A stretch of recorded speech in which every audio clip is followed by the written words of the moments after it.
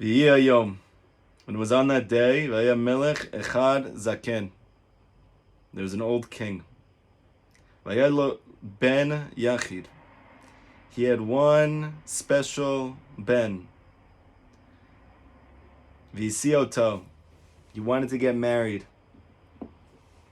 And he did. Umasar malchuto livno. And he gave over his kingship to his son. Amar ben Melech, said the son to the king, Sheyech v'yatel im ishto bayam. He wanted to go with his wife onto the ocean. Kedei shetieh ragliha be'avira hayam. In order they should become accustomed to the air on the ocean. Pen chas v'shalom les chas v'chalila muchrachim be'ezo pa'am livroch bayam. They're forced to flee by sea. V'alach im ishto im asarei malucha ufarshu b'sfina. And him and his newfound wife, they got together on the boat, and they got together with the officers of the kingdom, and they sailed the sea. Vayas sam samechim usmachakim meod. And they were happy, and they played a lot together. Achar kach amru shivshtetu kulam bigdehem, sorry. Afterwards, they said, let's take our clothes off. You guys know how it is. Go to a party, you get on a boat, sail the sea. Before you know it, somebody says, let's take our clothes off. Haya ben melech im sari melucha shayu sam besvina yityatsu mechamat simcha. That they all felt like this was a great idea since they were so happy. Shekulam poshtim et bigdeim. So why not take our clothes off? And so that's what they did. V'lo nishar lehem ki'im akatonet. And the only thing that remained on them was their upper garment, their cloak. Vayu mitchazkin la'alot ala toren. And they decided that they wanted to climb the mast. So on a ship, there's always like a sea mast that you're able to, it's the highest point of the ship. Vayam ben Melech, and this son of the king, mitchazek la'alot l'sham. You know, when you go to a frat party, there's always that one guy, Ellie! What's going on? Good to see you. There's always that one guy at the frat party or in the club that he wants to do that crazy thing, you know? He gets really drunk. He happens to have very large chest and abdominal muscles. And he wants to do some crazy fun stuff in front of everybody so that they get to see how he's holding at a whole nother level. That I am him, like they say nowadays. Whatever that means. I am him! It might be the stupidest phrase, by the way. You're not saying anything. Of course you're him. What else are you? Okay, Yopi, I am him. So now the son of the king, he decides he wants to climb the mast to impress his friends. Vihi ba'ata im sfina. He came on the ship, meaning now the daughter's coming on the ship. V'arata oto sfina. And she sees this other ship, meaning the ship of the son of the king, who's naked with his wife and their friends, and they're climbing the mast together. And she began to see and to draw close. Afterwards she drew close. And he saw that they were playing.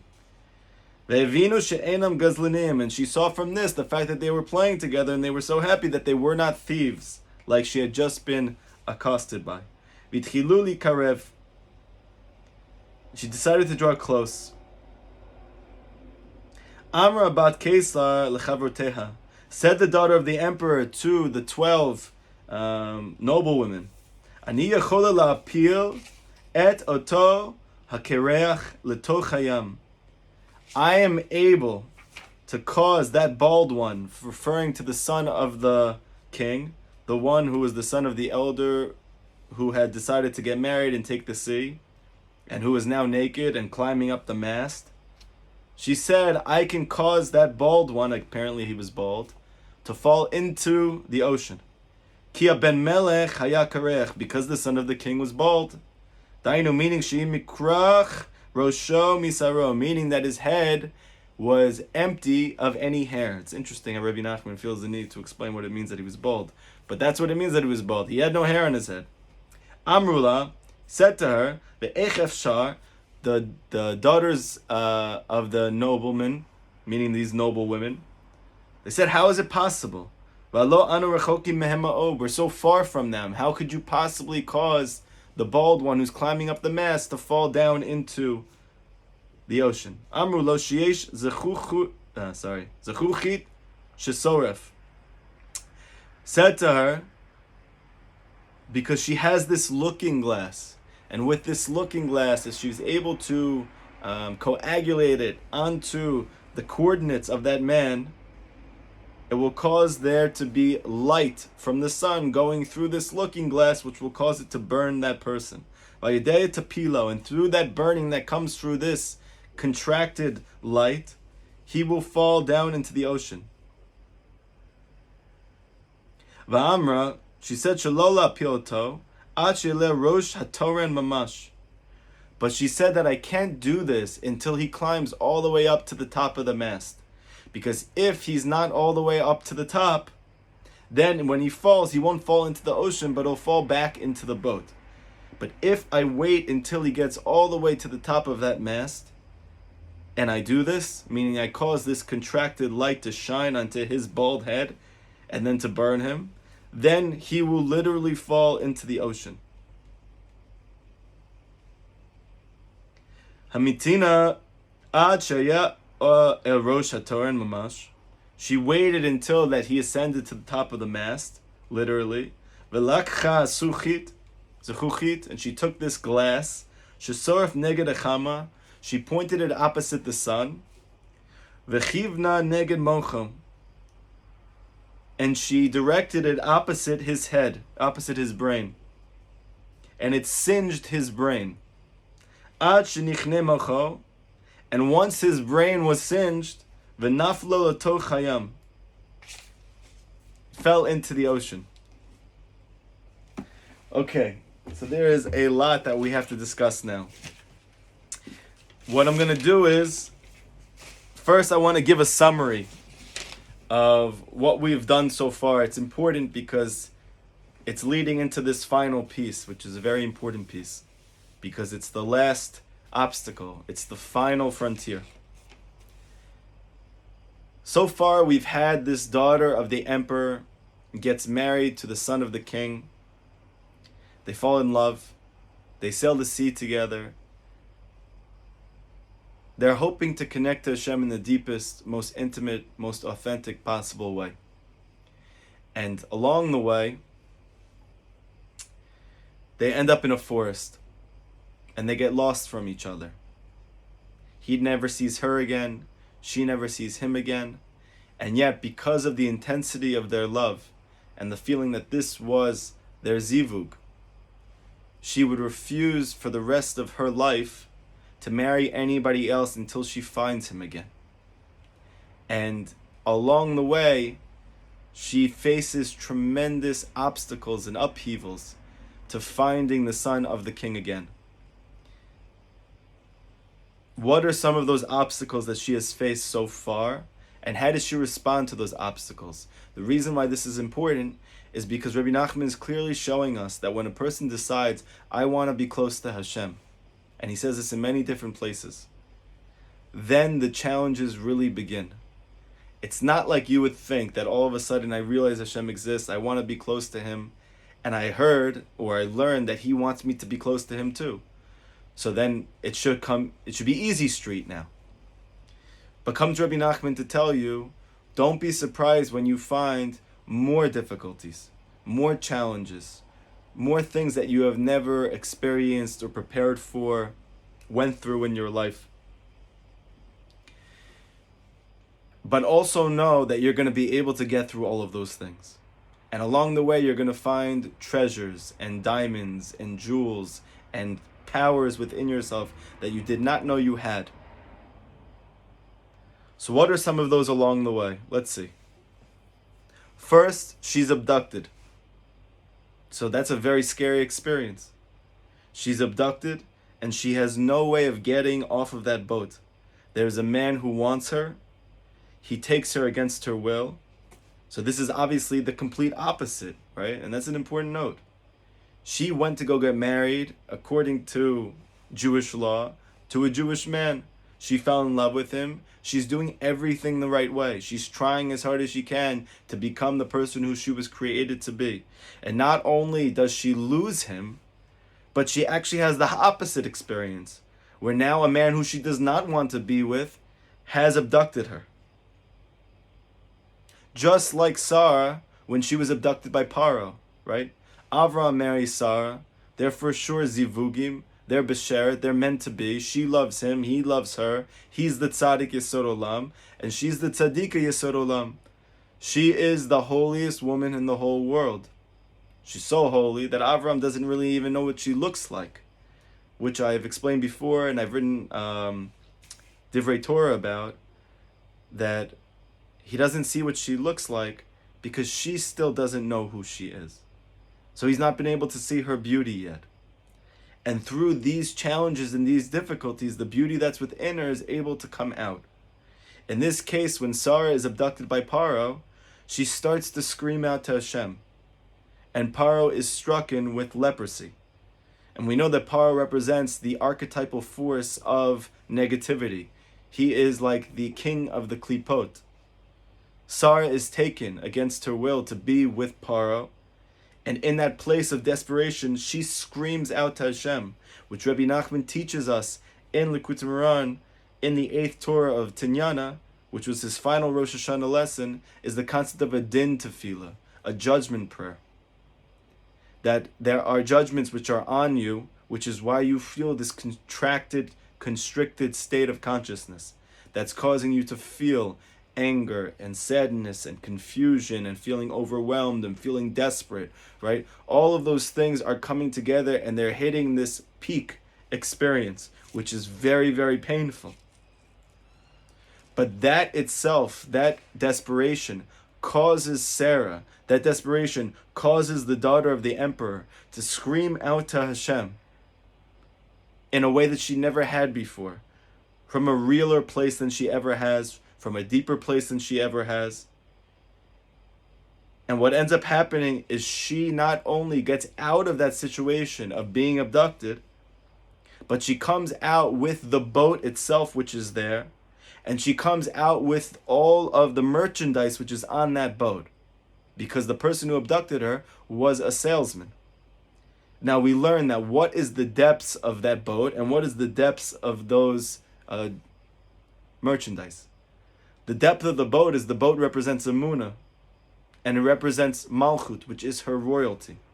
Meaning up until that point, even though she was the daughter of the emperor, she never felt like it. And she so wants to connect to Hashem.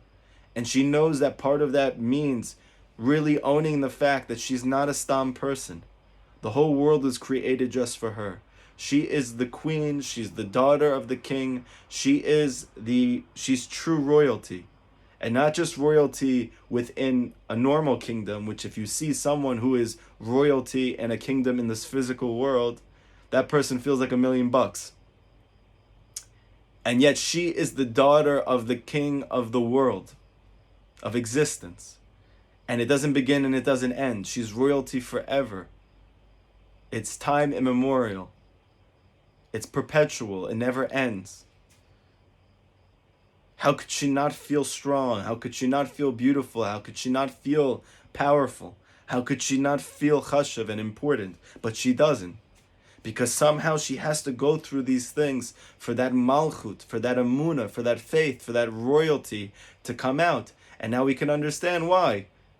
Because for you to have faith, you need to not understand. And Rabbi Nachman says very clearly in Likutei Moharan that all suffering comes from a lack of understanding. And once I understand, my suffering dissipates. And yet at the same time, we know that faith cannot be cultivated in a place of understanding, which is the secret of the pasuk in Tehillim, which is Perek Lamed Zayin, where it says Shchan Eretz Urei Emunah, dwell in the land and you'll cultivate faith. And we know the first Jew and the first person to inherit the land of Israel was Avram Avinu. And the Zohar says very clearly that Avram Avinu understood all of the lands of the world. Meaning everything that was within this physical world that you can understand through the five senses, Abraham had a tremendous grasp of. And through that, he actually came to a realization that there must be God. There must be some type of immutable, amorphous, and invisible source of existence, which is giving birth to all of it. He got that from understanding the physical world at its peak. And now through that, he developed a tremendous yearning to want to truly know that source, to come close to that source. And Hashem tells Abraham, go to the land of Israel, Lech Lecha. Go from the place that you grew up, your father's home, your land, and go to the place that I'm going to show you. And the Zohar says that the reason why Abraham went there was because he wouldn't be able to understand that land. Because that land was not a land of understanding, it was a land of faith. And this is what Rabbi Nachman teaches in the Kutei Moharan, that the land of Israel is the Bechina of Amunah. It's the concept of faith, which is the concept of Nisim, which is the concept of miracles, which is the Bechina of Tefillah, the concept of prayer. And all those things are directly correlated. How does one begin to pray? He needs to not understand. How does one begin to experience miracles? It needs to go above natural order. How does one experience the beauty of the land of Israel? He needs to not understand it. Avram Avinu, the Zohar says, did not understand the land of Israel at all, meaning he didn't understand faith. He didn't understand prayer. He didn't understand miracles. And he even said, how do I know my kids are going to be able to inherit this? You see very clearly, and this should be tremendous chizuk for us. The first Jew, the one in which we all emulate, the one who Hashem calls Oavi, my love, my beloved. That the Pasuk says that Hashem created the whole world bihibaram, which means he created it with them or for them. And the Chazal explained in Midrash Rabbah that the word bihibaram is the same letters as Avraham flipped around. And we learn from them that Hashem created the entire world for Avraham. And yet Avraham doesn't understand how that can be. How could it be that you created the whole world for me? How can it be that I matter to you? How can it be that I am your child? You're not physical. You're not a person. How could it be that all the things that you do in my life are to bring me closer to you? How could it be that you have imbued me with the power that when I speak, you want to hear me? You're craving to listen to every word that comes out of my mouth. You desire an intimate relationship with me. You made me. How can that be? He didn't understand. Oh, science? I can figure it out. Math? I got it. Something physical? I'll figure it out. But when it comes to something which goes beyond my tangible understanding of my mind, which really be'emet in my heart of hearts and my soul, I know that there's something deeper going on. And I really do feel like there is something somewhere that cares about me. Like there's something somewhere that wants more from me, that expects the most from me, that believes in me. And yet that thing is so far from me. And it was not so unsimilar to when the daughter is getting close to this boat and the 12 noblewomen said, but how could you possibly achieve this thing that you want to do? We're so far from there. Comes Moshe Rabbeinu to tell you, it's not far from you. It's so near to you. Meaning that your kochot are so near to you, you can't see them. Because there's two ways of not being able to see. Something could be so far that you can't see it, or something could be so close that you can't see it. And when it comes to our soul, when it comes to our royalty, when it comes to our being precious to Hashem, this thing is so close to us, and that's why we can't see it. And it's the challenges, the difficulties themselves that bring it out. In this case, it's being abducted. And this din tefillah that comes up causes her to be able to leave with that boat, meaning to leave with faith. She was able to cultivate faith through this process of not being able to understand this difficulty that she's going through, and through the desperation itself, screaming out to Hashem from the belly of hell, like it says in Yonah, like Rabbi Nachman says, is what we need to live by in these final days before the coming of Mashiach.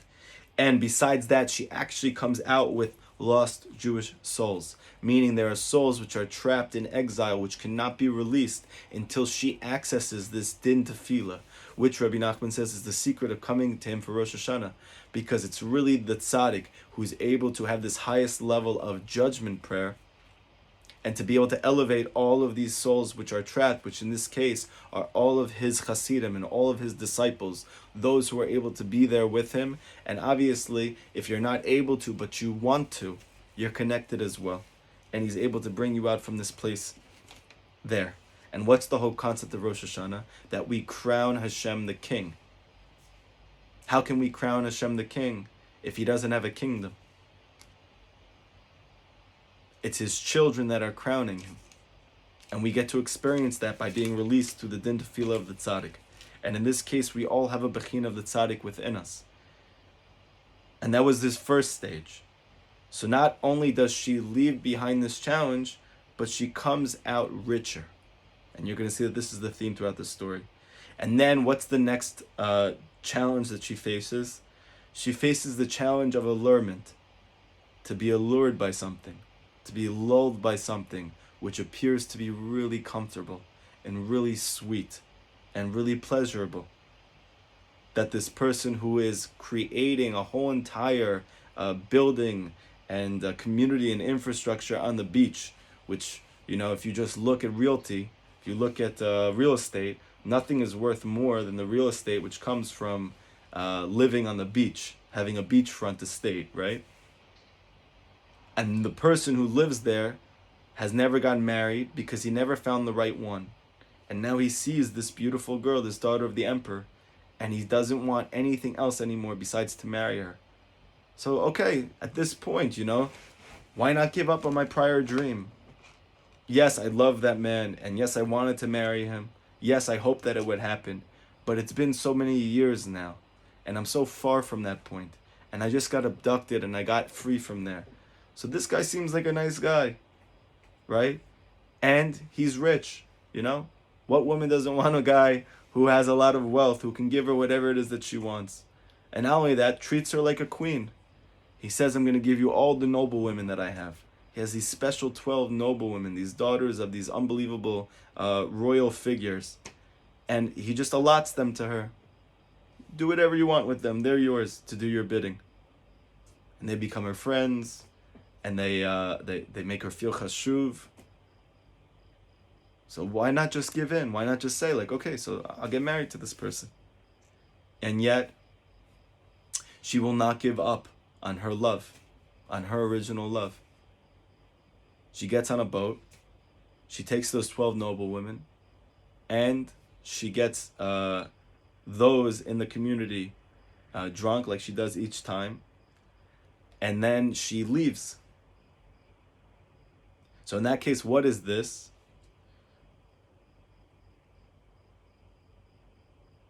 It's the allurement of sadness.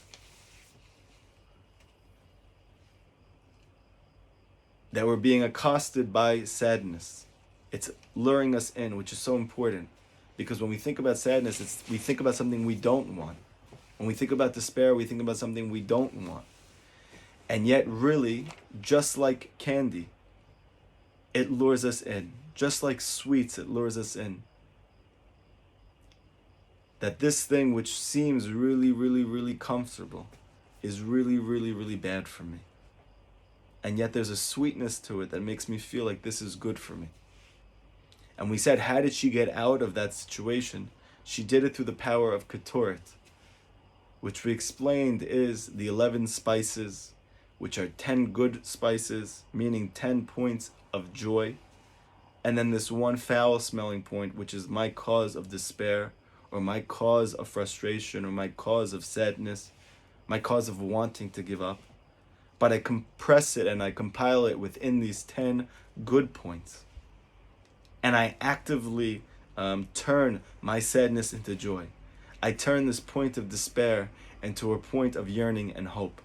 And Rabbi Nachman says that by doing so, I have sweetened the judgment. I have sweetened this decree of sadness, because like we have explained in the past, sadness has no positive feature outside of being waiting to be transformed to joy.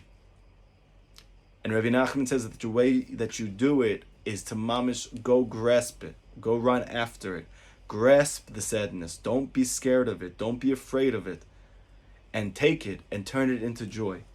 But don't be lulled to sleep by it. It offers you a very comfortable place where you don't have to try anymore because you've given up. Don't fall for that. It makes you feel like, okay, well, at least you're used to this. And you've been able to live like this for this many years. And no, you don't enjoy your life. And yes, you always hope that there was more for you. But it's comfortable. You're used to this. Come back here. And yet again, she girds her loins and she fights for joy. She fights for joy. She fights to be happy, because she knows that joy is actually the pinnacle of holiness. And that sadness, like Rabbi Nachman says, is the Sitra Achra itself. And yet it allures you. It makes you feel like there's something there for you. And really there's nothing. And she leaves here not just, again, like she had Amunah, not just with this feeling of being royalty, but now she leaves with these 12 noble women, which in this case is joy. She leaves with happiness. And again, we're finding that she only found the joy through the despair. She found the joy through the sadness, because Rabbi Nachman teaches that true joy is found in sadness itself, which is the whole reason why we're brought there. Because the sparks of godliness that fell, the sparks of Kedusha that are in exile, are sparks of joy. Because the Gemara says that the Shekhinah only dwells on a person who's happy. What's the reason? Because the Shekhinah is joy itself, Rabbi Nachman says in the 24th Torah of Likutei Moharan. She is the joy. And the joy that you get from food, that's the Shekhinah. And the joy that you get from intimate union, that's the Shekhinah. And the joy that you get from feeling love, that's the Shekhinah. Anytime that you feel joy, it's the Shekhinah. And she's trapped and she's in exile. And so sadness is not going to get her out. But sadness is going to get her out. Because again, it's the feeling of desperation that causes her to be able to have the din tefillah. It's the feeling of sadness that causes her to dig down deep and to transform it into joy. Through Keturah, through a Zamra, through finding my good points amidst the darkness itself, and having that light pour in so much that it confounds the sadness, and it turns that point of sadness into joy itself.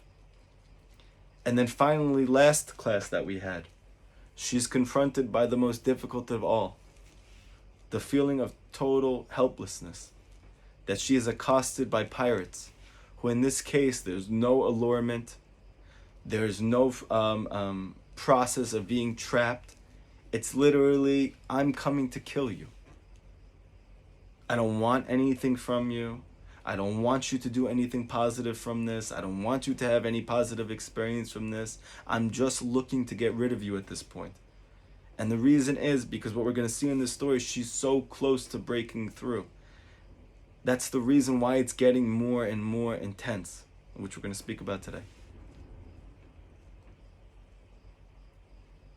And in this case, she is confounded by total hopelessness. Because what am I going to do with a pirate that wants to kill me? There's no sadness I could turn into joy. There's no desperation I can turn into a din tefillah. There's nothing I could do right now. But again, here we go. It's that experience itself which brings me to bitul, which is actually the highest level of all. Total nullification of self. That yes, there's an unholy side of that, which is that I feel that I'm a victim and therefore I give up. But there is a nakuda of godliness which is trapped in that place of hopelessness, which is called bitul. Because why am I hopeless? I'm hopeless because I have not been able to succeed. I have not been able to overcome. I am not able to get out of these circumstances. Just like I've spoken about many times before, that one of the most transformative, if not the most, probably the most transformative moment of my life was the moment that I'm in that psych ward, the moment that I'm crying from total hopelessness. Because I finally am admitting to myself that I can't do it. That up until this point, I'm fighting tooth and nail to do whatever I can. And it's coming from a good place. But there is a vestige of I-ness in there. There's a vestige of ego in there, and I don't even realize it. Feeling that I can and I need to. And I will. And it all comes crashing to a halt of, I can't do this. I can't make my marriage work. I can't be a good parent. I can't be happy. I can't persevere. I can't overcome. I can't hold down a job. I can't be successful in any of the endeavors that I'm trying to. I can't string together good days. I can't do it. I can't do it. I want to, and I can't. I'm trying, but I can't. I cannot find this life that Rabbi Nachman's speaking about. I can't find this joy. I can't find it, and even if I do, it's so fleeting. I can't do it. But there's a holy part to that. Because in that place, I can finally say, Hashem, I need you to do it for me. Hashem, I can't fix my car. I need you to fix it for me. Hashem, please, I cannot get this appointment for this thing that I'm trying to do for so long. I need you to do it for me. Hashem, please, I cannot pay my bills. I need you to pay them for me, because literally they won't be paid if it's up to me. And it's not because of a lack of trying. It's just that I am not in charge of money in the world, and I can't do this. I can't figure out a way to find peace with my spouse. I want to. I truly want to. I'm trying to, but I can't. But you can bring shalom. You can bring peace. I can't do it. I need you to. And the list goes on and on. And with this, she achieves bitul in the face of those pirates. And through that self-sacrifice, that self-nullification, she's able to kill those pirates, to have the complete reverse that happens. And she takes their garments, which are male garments. And like we spoke about in the last class, in that case, she has totally transformed. She is building up kochot through all of these difficulties by coming out of them. But in this case, she doesn't just build a new koach, she receives a new soul. And just like Yitzchak Avinu, we learn that he literally died on the Akedah. And he received now a male soul. And that David HaMelech, he has a female soul. And he's pouring his heart out, and he's dying for Hashem every day in self-sacrifice. And he is able, like we learn in Kabbalah, that ultimately the Mashiach needs to receive a male soul, even though it's a female soul. And in that case, this male soul is the capacity to be able to give, the capacity to be able to give of oneself with no desire for receiving. The ability to want to connect to Hashem with no desire for reciprocity. I don't want you because I want you to do something for me. I just want you. And I'm willing to do whatever it takes to have you. And she got that through being accosted by the pirates. Now in this case, she has the biggest test of all. And to be able to understand this, we're going to have to see what Rav Kivak says about what is this Ben Yachid, what is this son of the king, in this case, the son of this elder king, who is sailing sea after getting married, and who in this case is the last opponent which needs to be defeated before the daughter of the emperor can find her long-lost love. Rabbi Nachman said that in the final generation, we have a challenge. In this door coming before the Mashiach Sidkenu, in this time period, immediately preceding the coming of our Redeemer, of the Anointed One, we are going to have a brand new iteration of the Yetzer Hara, of the Satan, of the forces of negativity in the world of the Sitra Achra. It says in Masechet Sukkah, Daf Nun Bet, that there are 7 iterations of the Yetzer Hara, and they come out and express themselves in different generations depending on what is the task of that generation. So the first one, it says, it's called Ra, which means evil. Second is called Arel, which means uncircumcised. The third is called Tameh, which means impure. The fourth one is called enemy. The fifth one is called a stumbling block. The sixth one is called a lave of stone, a heart of stone. And the final one in the Gemara is called the hidden one. And we see throughout the Torah, from the beginning until the end, there are these 7 iterations of the Yetzer Hara, of the force of negativity, the part that's trying to stop me from connecting to Hashem, from finding my lost love.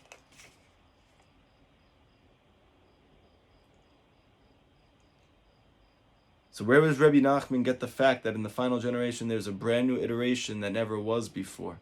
That's not in this Gemara, which Rabbi Nachman calls the koach medameh, the power of imagination. So there's actually a Zohar, which comes from the 3rd section of the Zohar. It's on Daf Kuf Chaf Daled Amud Bet, and the Zohar says there that each of these names from the Gemara are corresponding to another one of the 7 Sfirot.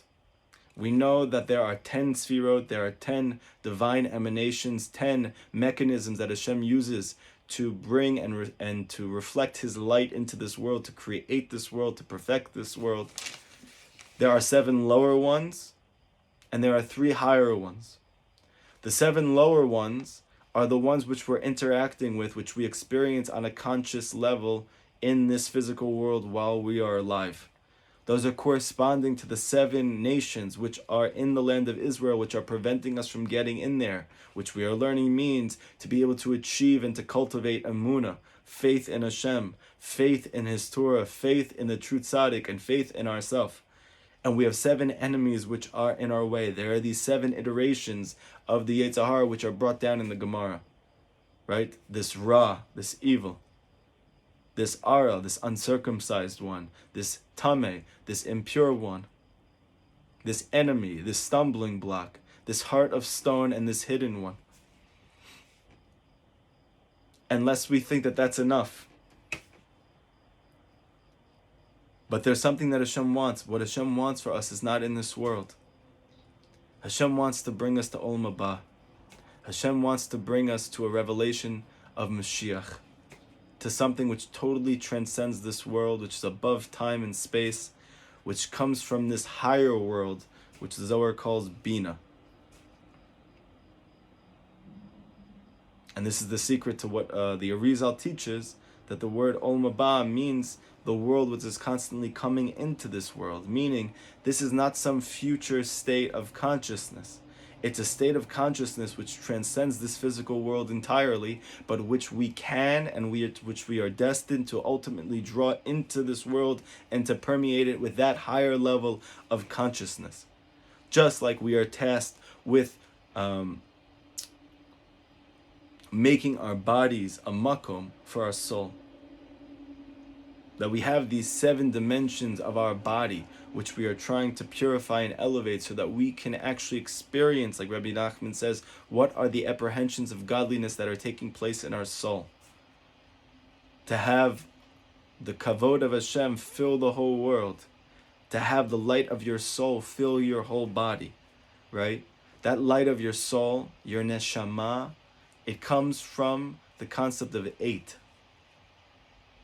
Because the word neshama is the same word as shmoneh. It's the same root, which means 8.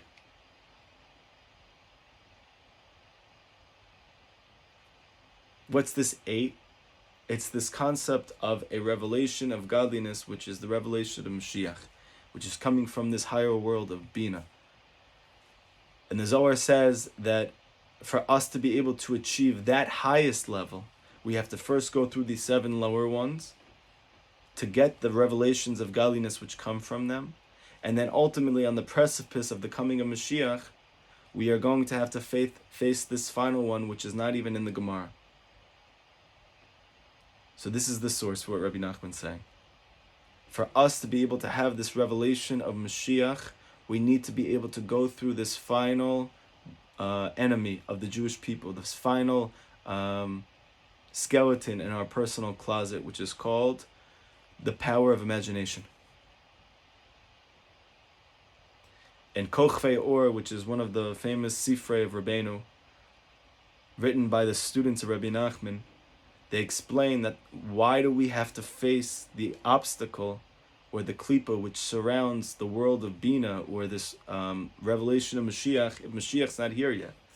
I understand with these 7 lower ones, this revelation is here, so we have to overcome these challenges and rise up above them, and then to come out with the fruit which is hidden within the peel.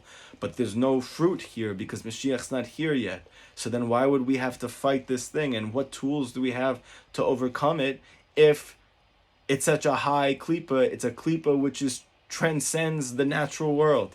So how could I ever overcome this thing? And that's really what Rabbi Nachman is bringing us. This thing, and this is why the sages said in the Gemara, like, please bring Mashiach, but oy vey, that we shouldn't be there when it happens.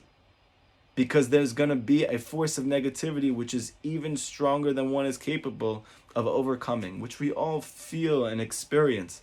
A person channels that through addiction. Another person channels it through depression. Another person channels it through trauma. Another person channels it through inability to get married or inability to stay married.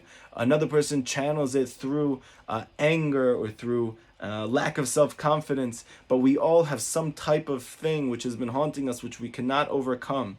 And Rabbi Nachman saying it's because it's coming from the koach medameh. It's coming from the power of your own imagination.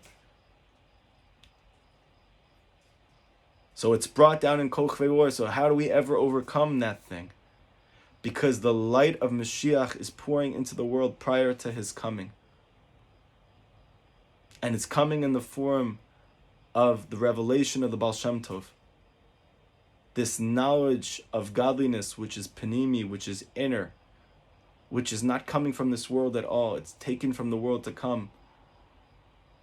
Whereas I heard somebody say, it's like, you want to go to the bar, right? But to get to the bar, sometimes you need to take a shot, right? You have this anxiety about going out with your friends. So before you get to the party, sometimes you just need like one shot before you feel good, before you go out. Where's that shot coming from? It's the same liquor that's at the bar. You need a little taste of what's going to be in that final place before you could feel relaxed enough, till you feel strong enough, before you can actually enter that final place itself. But it comes from that place. It's transported from the future. And so too, for us to be able to overcome the koach medameh, we need the most powerful shot of that alcohol of the Baal Shem Tov's revelation of Torah called Chassidus. And that's called Breslov. The Chassidus, which Rabbi Nachman brought into this world, is that revelation of Mashiach which comes prior to his coming. And it's through this that we're able to overcome the koach medameh. And this is what Rabbi Nachman told his students, that there's one thing for sure that I know that I've done with each of you. I've given you the capacity to achieve pure powers of imagination. And that's no small matter. That all I know I for sure I have done with you.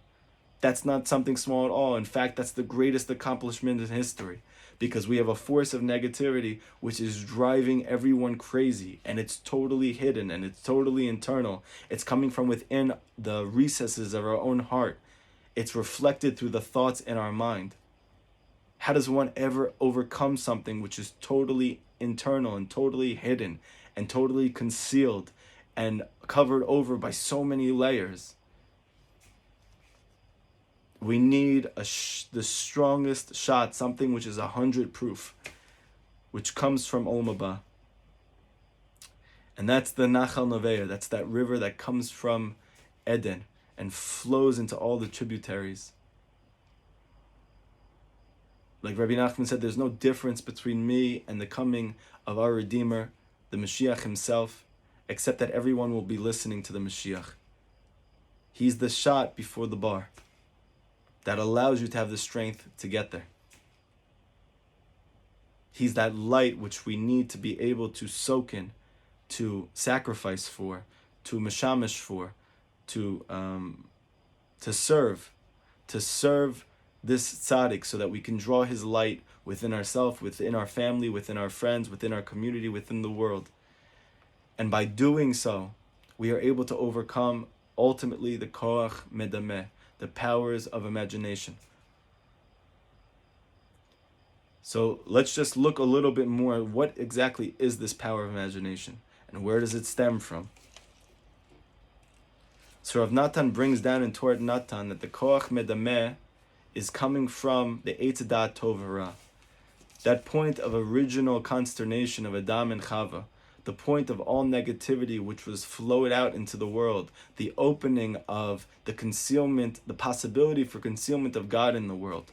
It all came from this Eitz Da'at Tov Ra. And you could see from the name itself what is the precariousness of this tree, which we know every tree in the garden represents a different type of consciousness. What is the type of consciousness which is the greatest barrier to closeness with Hashem? It's the type that actually brings tamura into the world, which means to be able to exchange or to flip, or like what it means medameh, for something to be dameh, something else, it means to be similar to it. It means to look like it. That I can understand this by understanding this. It's the power of analogy. It's the power of imagination. But on the other hand, if the power of imagination has not been elevated, has not been rarefied, then that power of imagination actually misleads us by flipping good and bad, by causing us to engage in thoughts which appear to be positive for us, but are actually causing our demise. It causes us to engage and cultivate feelings which we feel like, okay, this is more comfortable, and yet it's really killing us. It causes us to be totally locked into actions which are making us vulnerable to all negativity in our life, and yet we can't stop because the actions feel like a mitzvah. And it's all coming from this Eitz Da'at Tov Ra, this place of knowledge, meaning a consciousness. That consciousness is called imagination. The problem with this consciousness is that the imagination is coming from the heart, Rabbi Nachman says. It's not coming from your mind. Whereas the Eitz HaChaim, the tree of life, is coming from your mind, and we know that one's neshama is located in their mind, and the higher levels of their soul are revealed from their mind. But for one to be able to perceive what's in their mind, they have to first heal their heart. Or as Rabbi Nachman says, to turn that heart of stone into a heart of flesh, which really means to have pure powers of imagination. Now here is the secret of what Rabbi Nachman is bringing, and he brings this in the 25th Torah of Likutei Moharan. Whereas the first time he speaks explicitly about the koach medameh, the power of imagination, and you can look at it, I suggest that you look at it on your own. Rabbi Nachman explains that within one's heart, you have a part which is called behemah, which is called the domestic animal within one's heart. And Rabbi Nachman explains that what is it that differentiates us between an animal? It's our mind. It's our capacity to know Hashem. It's God consciousness that takes place in one's mind.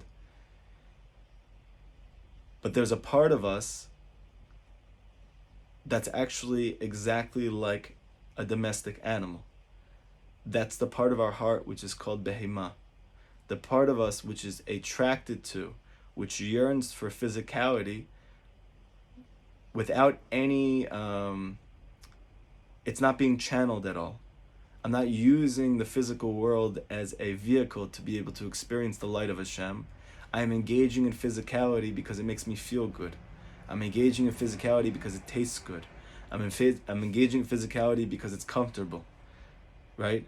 When it's called a taiva, right? I have ice cream in front of me. I just see it, and all of a sudden I want it. Now, if I could really sit down and think about it, how do I feel after I eat ice cream? I usually don't feel good. I usually feel bloated, or I feel tired, or I feel confused, right? I'm not able to really digest dairy. But when I see that ice cream, I just want it because it's comfortable, because it tastes really good. But Rabbi Nachman explains in the sixth Sikha of Sichot Haran that the Yetzer Hara, or the power of imagination, it's like sunbeams in a dark room. It looks like it has something mamish, meaning like there's something to grasp onto, there's something to apprehend there, there's something that you can hold onto, that you can feel safe with. But when you put your hand through it, there's nothing there. It's nothing. But it's light, it's bright, it makes you want it, right? So now Rabbi Nachman's teaching like this. Even though all of the challenges, or the primary challenges that we have, come from negative thoughts, right? They come from thoughts which cause us to despair. They come from thoughts which make us feel vulnerable. But Rabbi Nachman's actually teaching that those thoughts are a projection of the unrectified heart, and specifically the part of the heart which is called Behema. And so in a way which doesn't seem to be connected, when we are able to overcome that part of ourself, when we're able to subdue that part of ourself, which is called Esav, the part of us which desires comfort and physicality just for physicality and comfort itself. I'm not doing it to draw closer to Hashem. I'm just engaging and losing myself in the physical world, and however that manifests itself. When I'm able to subdue that, and to fight that, and to overcome that, then automatically my thoughts start to clear up and they become more positive, because I'm able to actually experience the thoughts of my mind versus the imaginations and the fantasies of my heart. And Rabbi Nachman explains in that 25th Torah that this is the concept of bringing korbanot in the Beit HaMikdash. We know the Beit HaMikdash is not here. We just had Tisha B'Av because it was destroyed. What did we really lose? You see clearly from Chazal, the biggest thing that we lost was korbanot, which on paper it doesn't seem so chashuv. Like, what's so great about bringing an animal to a space in which I shech that animal, and I put my hands on that animal, and I'm transferring over my lackings to the animal, and then the animal is killed, and that's called a korban. And that comes from the word karev, which means to bring me close. And the Torah says that the korbanot brought everything, every good thing, wealth, happiness, a new start, forgiveness, transformation, everything came from these korbanot. And the Arizal says that these korbanot, we still need these korbanot just as much as we did at the times of the Beit HaMikdash. And we actually do it now through our mouth. Meaning that Hashem still gave us the ability to access korbanot, but we can't do it anymore with the physical animal. We have to do it through the words of our mouth. So Rabbi Nachman explains in this Torah that the Beit HaMikdash represents your mind. It represents your God consciousness. It represents your neshama. And you need to bring the part of you which is behema, meaning your koach medameh, your powers of imagination, and you need to overcome it. You need to transcend it. You need to strive to nullify it and to subdue it. And that is all represented by doing shchita to the behema that you bring to this Beit HaMikdash. And by putting your hands on it, you are transferring the part of you which is imaginative, which the animal has in and of itself, and you are acknowledging the fact that this is not part of me. This is not really me. When I struggle with whatever I'm struggling with, whether it's anger, whether it's sadness, or whether it's confusion, whether it's low self-esteem, or whether it's feelings of insignificance, or whether it's just engaging in endless amounts of eating or drinking or watching YouTube videos or Instagram or Snapchat or whatever, like I'm just wasting time. I'm just engaging in all these things which don't benefit and help my life at all or in any way, right? Like if I took all of those things that I've done over the course of my life, how many of them actually contributed to me having a better life, having a more wholesome life, having a more tranquil state of being? None of it. But I keep doing it every day over and over again. But I need to acknowledge that that's not me. I am my soul. I am the piece of godliness inside of me. That chelik of Eloka Mamal, Mamash, that piece of God literally. That's me. And I am acknowledging and I am bringing to the forefront of my consciousness that all of these trials and tribulations that I'm experiencing, and all of this time wasting, and all of this taiva engaging, all of this is because of this behemoth, because of this power of imagination. And by working and toiling to overcome it, I clear up my powers of imagination. I bring them back. I take them back from myself. And then I'm able to experience the Beit HaMikdash.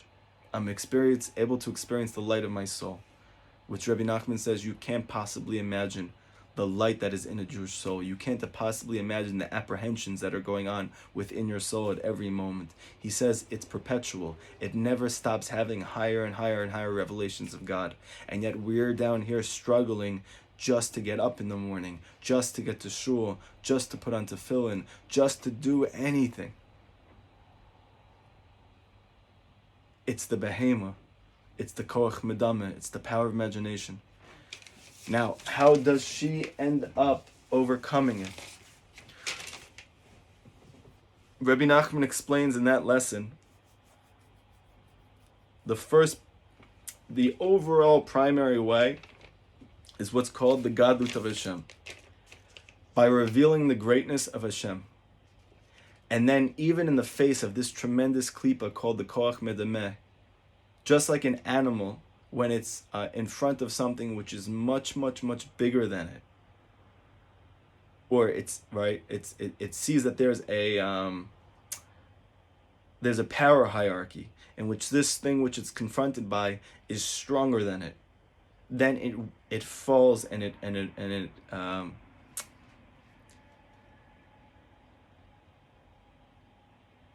loses all of its strength in face of this great thing, which in this case is called the greatness of Hashem. When the power imagination perceives the greatness of Hashem, it subdues, and one is able to overcome this animalistic part of them. Rabbi Nachman says, what's the primary way one reveals the greatness of Hashem? By giving tzedakah to worthy individuals. Why does that help? Because Rabbi Nachman explains that within money, there is called in Zohar the supernal colors, and those colors are really reflective of the greatness of Hashem, which is the real secret reason why everyone runs after money, is because everybody really wants these supernal colors of God. They want the Shekhinah, right? The revelation of the greatness of Hashem. And when I give tzedakah to a worthy Jew, a person who's poor and needs it, a person who's going to use it to be able to reveal the greatness of Hashem, which is why Rabbi Nachman says that the greatest form of tzedakah is to give it to people who are revealing the light of the tzaddik, or to give it to the tzaddik himself. Why? Because he uses that money to have a greater revelation of the greatness of Hashem. And that greatness of Hashem is actually what causes a person to be able to overcome their koach medameh, their power of imagination. Because in the faces of the greatness of Hashem, this power of imagination backs down. So the first primary way one does this is by the giving of tzedakah. That reveals these supernal colors, and that reveals the greatness of Hashem, but it has to be tzedakah given to a worthy cause. And therefore you have to pray to Hashem very, very much, to ask Hashem to one, be able to have enough money to give tzedakah, to give as much of it as possible, and to be able to give specifically to people who are going to use it to reveal the Shekhinah in the world, to reveal the Or of the Tzaddik. And in doing so, it gives you the capacity to overcome this koach medameh. That's number one. Number 2 is, Rabbi Nachman brings tefillah. Because when a person prays and he asks Hashem for something and Hashem helps him, what's a greater testimony to Hashem's greatness than that? The Zohar brings in the second section of the Zohar, in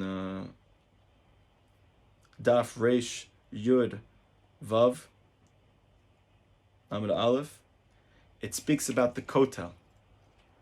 Right? When you pray, you have to face towards Yerushalayim.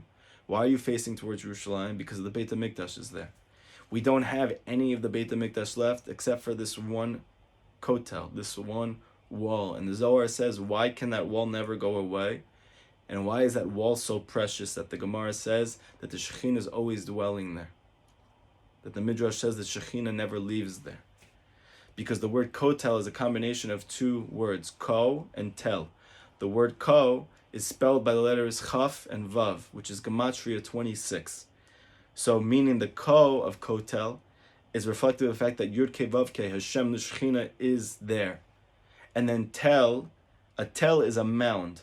And we know that the Beit HaMikdash is built on a specific mound. And the proof that the Mashiach is he's going to build the 3rd Beit HaMikdash on that mound. What's that mound? That mound is the place of the revelation of God. And that's the place that we need to pray towards. So we have our prayers which are directed towards the Tel, towards the mound. And there is the Ko, Gematria 26. And there you have Kotel. Okay? So therefore, tefillah is the greatest testimony to Hashem's greatness. Moshe says this explicitly. How great is our God that we call to him and he answers us. That's what he says.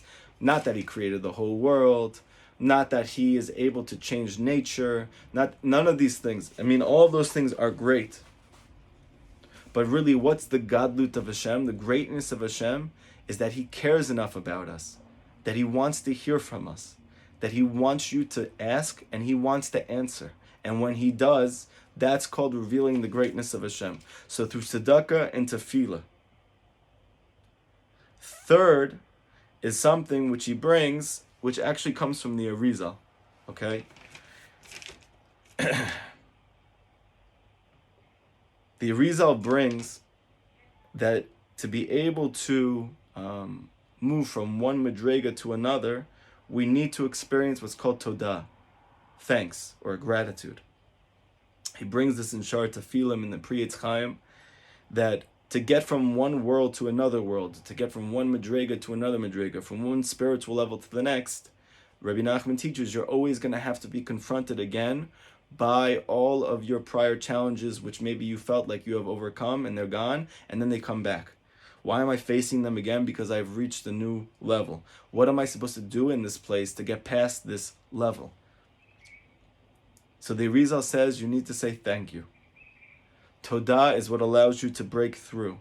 And we see this clearly in our Seder of Tefillah, that whenever we want to move from one world to the next, right? We know that, the Arizal brings that the reason why Tefillah is so powerful, that he taught his student, the Rav Chaim Vital, that in the final generation, the main avoda of the Jews will be Tefillah, is because it's Tefillah which has replaced the Korbanot. And it's Tefillah which brings together all the spiritual worlds. It's Tefillah which allows you to ascend from one level to the next. Now, how do you actually go through and then actually penetrate and break through that new higher level? When you have tremendous obstacles which face you between each world or between each level. So he explains there that if you look into Tefillah, all of Korbanot is corresponding to the world of Asiya, the world of action, which is the lowest spiritual world, or it's connected to our physical world. When you want to go from Korbanot into Tefillah to get to Baruch She'amar, which is the world of Yetzirah, the beginning of the world of Yetzirah, the world of formation, you need to first go through this parak called Hodu. Hodu means thanks. And the Arizal says it's very important that you don't miss Hodu, because yes, according to Halacha, you can start with Baruch She'amar and you're Yotze, you have fulfilled the mitzvah. But the Arizal says it's really important that you say Hodu first, because it's thanks which allows you to actually experience the light which is coming from this world of Yetzirah. It's thanks which allows you to break through to this next higher plane of spiritual life. So if I am struggling with my own challenges in my life, one of the main ways besides giving tzedakah and praying is by saying thank you. Todah, hodu. Now let's say we go from the world of Yetzirah to the world of Bria. Where do you have to stop first? You have to stop by this tefillah, which is called Yishtabach, which you actually have to say. It's one of the few prakim that you have to say in this part of prayer in order to be Yotze Shachri, to have fulfilled this mitzvah. Right? That comes from Ashrei. Right? You're supposed to say Baruch She'amar, you're supposed to say Ashrei. You're supposed to say the fifth and final of the tefillahs that start with Hallelujah, right? And then you have to say Yishtabach. Now, but Kabbalistically, we're learning that to be able to get to this next world of Bria, which is the blessings of the Shema and Shema itself, the world of creation, I need to first say Yishtabach. What's Yishtabach? It's literally just saying thank you to Hashem, praising Hashem. And then you move to this world of Bria. Now finally, we get to the Amidah, which is the world of Atzilut. It's this highest world. How do we experience this highest world of Atzilut? We need to first speak about the fact that Hashem redeemed us from Mitzrayim. He took us out of Mitzrayim and He loves us. Because that's the highest form of thanks. That we realize that we're Jews and that we are inherently free and that we are royalty and that we are not servants or slaves to Mitzrayim anymore. And Hashem is the one who saved us from that place. And He sent us Moshe to take us out of there, and He split the sea for us. All of that is one big form of thank you for the fact that Hashem saved us. Ga'al Yisrael. And then, like the Gemara says, you want to bring together Geula and Tefillah, redemption and prayer, which in the Gemara, Tefillah represents the Amidah. And Geula is that blessing of Ga'al Yisrael beforehand, that Hashem saved us. So therefore, to be able to get to this higher world, this highest world of Atzilut, we need to first say thank you again. So we see very clearly that to go from world to world to world, or in our case on a personal level, to be able to break through barriers, difficulties, challenges that we're having, we need to say thank you. Thank you and praising Hashem allows you to break through the nefesh behema, through the power of imagination. And that's why it's so important when you're in Hibodedut, even though you're confounded by challenges and difficulties in your life, and that's all you're focusing on throughout the day. But when you come to Hibodedut, you have to say thank you first for all good things you have in your life, even though they're not pressing right now. They're not. They don't require your attention, but they really do. They really do, because they are the truth. The truth is you're alive. The truth is you can breathe. The truth is you can see. The truth is you can hear. The truth is there's food in your fridge. The truth is that you're part of the Jewish people. The truth is that you have found a tzaddik in your life who can bring you tikkun to your soul. The truth is that Hashem made you one of His children. The truth is that you're part of 0.01% of the world's population, which is Hashem's chosen people. The truth is that you're a part of 10% of that actually recognizes that he exists. The truth is that you're even in a smaller part of that knows that the highest form of connecting to Hashem is to speak out my heart like He's my best friend in the field. So you're at 0.001% of the world's population. 99.99% of the world is not in that category that Hashem created you. What could be more chashuv than that? But we never think about it. We can't think about it because all we can think about is the fact that we're not married, or that we can't have children, or that our children aren't going in the way that we want them to, or that we're not able to support our family in the way that we hope to. We're not able to have that relationship with our spouse that we want. We're not able to have another child. We're not able to have that a success in business that we're looking for. We're always focused on the one thing that we don't have. But we really need to focus on all the things that we do. And it's not because it's some defense mechanism. It's because it's very great. And really, we're saying it's the key to breaking through the power of imagination is by recognizing how much good Hashem has given you. Because that's the truth. And that's what allows you to move to the next level. And then we have Simchat Shel Mitzvah, like we have said in the past. That to be able to break through from one level to the next, we need to reach the perfection of holiness at each level, which is called joy. And obviously, Todah, thank you, and joy, they come together. Because what happens when I'm really thankful for the good in my life? It makes me happy. There's really nothing that makes me happier. And what's the proof? Because Rabbi Nachman says in the second Torah of Tinyana, Likutei Moharan, that the concept of Hanukkah is the concept of Olam Haba, the light of Olam Haba. And the whole ikar, the whole essence of Hanukkah is thanks, is gratitude for the miracles that Hashem has done for us. And he says that this is a taste of the world to come. It's called Todah, thank you. So obviously, what is Olam Haba? It's pure ecstasy. It's a level of joy, it's a level of delight, it's a level of pleasure that we haven't even touched. And Rabbi Nachman saying it's all coming from this deep, profound level of gratitude. And we need to kick into that now. And when we do so, it elicits tremendous feelings of joy. And a person may say, I don't have what to be happy about. But Rabbi Nachman says, but you have merited to know Hashem when most of the world doesn't know He exists. But you have merited to know of His Torah and even to learn it when nobody knows it's real. You have merited to draw close to a tzaddik emet, a person who is a raya mehemna, a faithful shepherd, who has given up his life, soul, and body for us, who has given us wisdom and advice and support and encouragement and brotherhood and friendship and support that has never been seen, the likes of which have never been seen before. And we have it all at our fingertips. And we have all of His disciples who are there with us, fighting with us, praying with us, connecting with us, going with us in this way. We have found the nakuda of truth in the world. We have so much to be thankful for.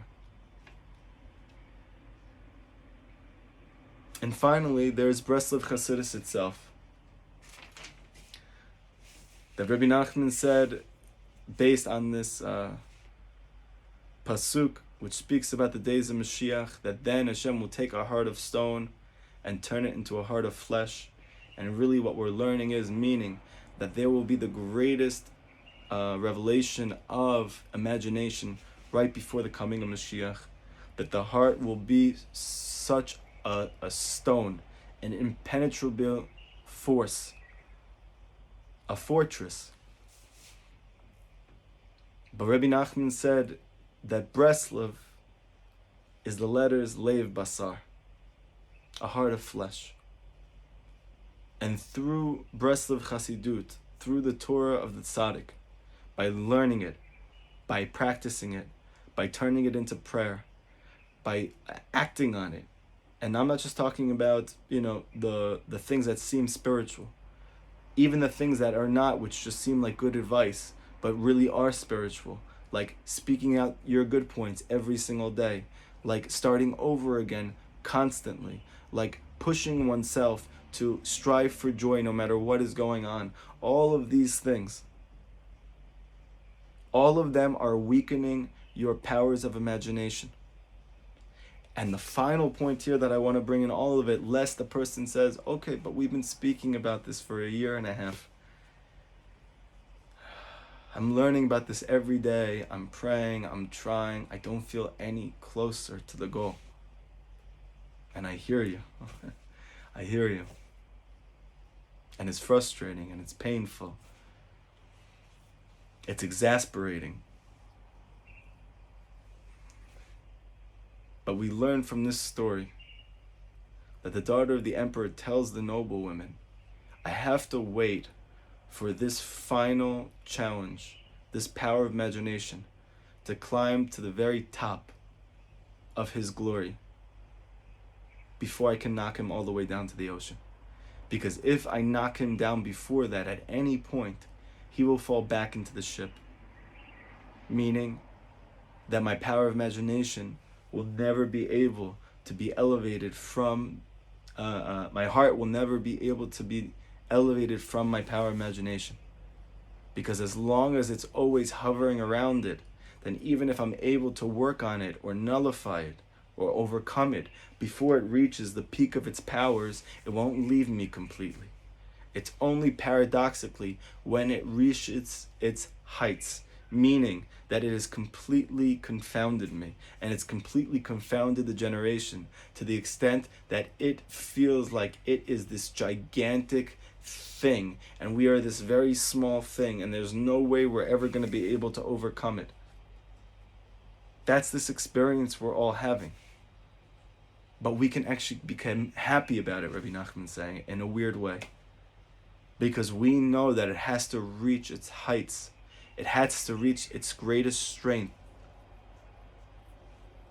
before we can actually shecht it completely. And so the more powerful it gets, the more it disturbs you, the more it brings dysfunction to your life, the more that you can say, ha, but you are getting closer and closer to the top of your powers, and as soon as you do, you're going to get rocked off, and you're going to fall away into an ocean, just like the sheep is brought, the goat is brought on Yom Kippur and is thrown off the mountain, and it's gone for good. And the Mashiach is here, and there's peace amongst the Jewish people, there's peace within ourselves, and we are able to experience all good forever. And we get to see along the way that we were the heroes in the story. I hope everybody has an amazing week. We're moving into the month of Elul. I highly encourage everyone to bring that broken heart, which is coming from that power of imagination, and to bring it to Hashem, and to let Him know that I know this is not me. And you need to know that this is not me. And when I overeat, it's not because I want the food, it's because I want you. And when I'm crying at home because I'm overwhelmed or because I'm stressed, it's not because I really don't believe that anything is going to get better. It's because I'm feeling so vulnerable and overwhelmed by the difficulties and challenges which are coming from my own imagination. But through all of these things, I just want you. I really just want you. And that crying to Hashem, it subdues the imagination, and it draws in the light of the Beit HaMikdash, it draws in the light of your soul, and it brings the coming of the Mashiach. And in the month of Elul, when it's an acronym of Ani Ledodi, Ledodi Li, I am to my beloved is to me, that the Tanya says, the Baal Tanya says that the king is in the field.